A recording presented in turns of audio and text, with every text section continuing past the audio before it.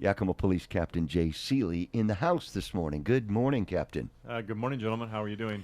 Very Good. well. Thanks for being here, Jay. We appreciate it. Oh, thanks for having me. I guess we do definitely want to talk about what's going on in America, but first, let's talk about what's going on in Yakima. What do you know about this shooting of this 14-year-old from last night? It's just another tragic event, and this is what we've been talking about. This has been the discussion in Yakima, that this gang violence and the age of these gang members, both suspects and victims, and it's getting younger and younger and younger. And we just got to stop being numb to this as a community. We've got to say enough is enough. And I know that last time I think I was on the show, I said the same thing. But at some point, we're going to have to put our foot down and say we're just not going to tolerate this anymore.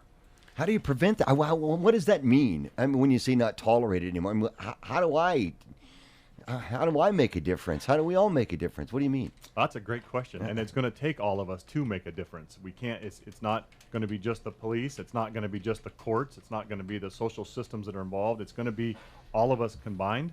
It's going to be the public getting involved. Look, I'm seeing spray painting, gang graffiti in my neighborhood. I'm seeing these gang members on this street corner over here. We're going to have to just get involved and try to intercede in these young people's lives as soon as we can, because now we're seeing it younger and younger and younger. I get what you're saying. In other words, you don't get a lot of people to talk.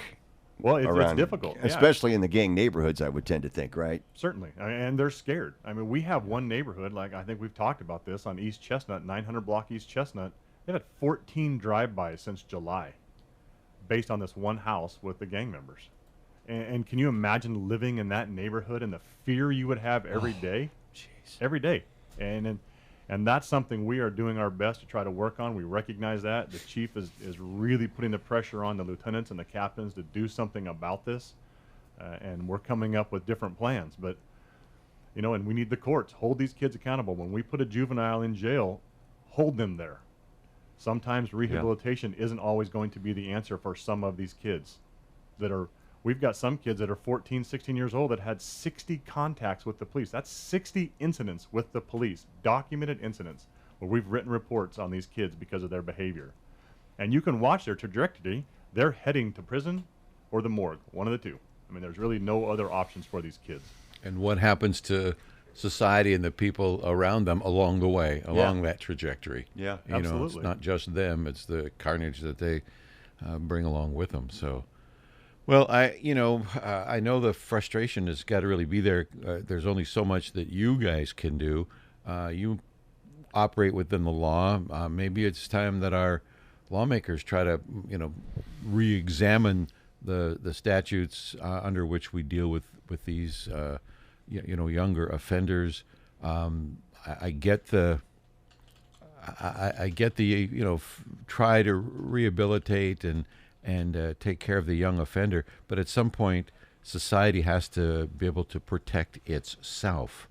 And if that means people stay in jail longer or whatever, something has to give. There's no question about it, because we're on an unsustainable breakdown if we don't, where there's just not enough of you Jay Seeleys out there to be able to do it all. As big as you are, I mean, there's just not... and we know that it's a small number in the population that commit a majority of the crimes. So if we can focus on the small number of people that are committing these crimes, we can make a difference. We've done that. We've shown that through emphasis patrols. We've shown that those are successful. So we really need the courts to help us out. We need to partner with our court system and our juvenile system and say, okay, what we're doing right now is not working, so we better do something different. Or we're going to continue to see people get killed, and we've got to stop it. And the fact that kids are out of school, really, could you say, is this contributing to more kids being out, more gang members, or these kids would be out there anyway? They would be out there anyway. Yeah, and a lot of it, even in school, spills out after school. Yeah. So we believe it would happen anyways. We were talking about the job you guys do. How do we thank you guys? Do you think you deserve praise and thanks from the community? Or are you just doing your job? And if you didn't have that, if you didn't hear that, wouldn't bother you a bit, you'd still do your jobs. And I say that in light of what's happening today. Well, I can tell you that like all of us, we appreciate recognition. I don't care what job you do, you appreciate that somebody recognizes you're doing a good job. you're held to a certain standard. And around here, I can tell you that we get a lot of thanks. It's daily. The other day, I was trying to ship something off at the shipping store across the street here at West Park, and someone just recognized my car, and I was in plain clothes, and they said, "Are you an officer?" I said, "Yeah, I am." And they just wanted to shake my hand. "I want to thank you very much for the job that you do." So although we see this war on police in parts of the nation, we're certainly not seeing that here. And we appreciate the fact that this community is still partnering with the police, and we value that relationship, and we're going to continue to work on that because it's so valuable. But we knew, all of us getting into this profession, it's very dangerous. Now, I will say that it's become more dangerous since I started, certainly. There's a different level of respect, but society is tolerating that at this point. And until society stops tolerating this war on police, and legislators decide that enough is enough about this, and people are really held accountable for their behavior, unfortunately, this sentiment may continue to flourish. And I think in part that's what I was trying to get at is that the police officers are part of a greater system, and that greater system isn't doing its job on other levels. That kind of leaves you guys hanging out when our prosecutors no bail release anarchists that come right back around and fight with you the next night, when we don't put sentences at a proper degree to keep people out of here, when there's more sympathy, empathy for offenders than they are for the people who are putting themselves at great risk to protect the rest of us. I mean, when the system itself kind of breaks down, that's got to be a morale impact on you folks.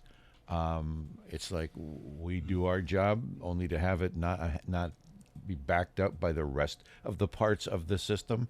That's got to be pretty frustrating too, I imagine. Absolutely. Well, I mean, a prime example is Portland. Look what happened in Portland. They're throwing fire bombs at the police. They're hitting them in the eyes with laser. They're burning at their eyes, and there's no consequences for it. The head of the police, the mayor, goes down and tries to sign on with them. What an incredible, difficult situation to be in as an officer down there. I couldn't even imagine. And Seattle is not far behind. Yeah. If you watch the things that are happening in Seattle, they are not far behind Portland.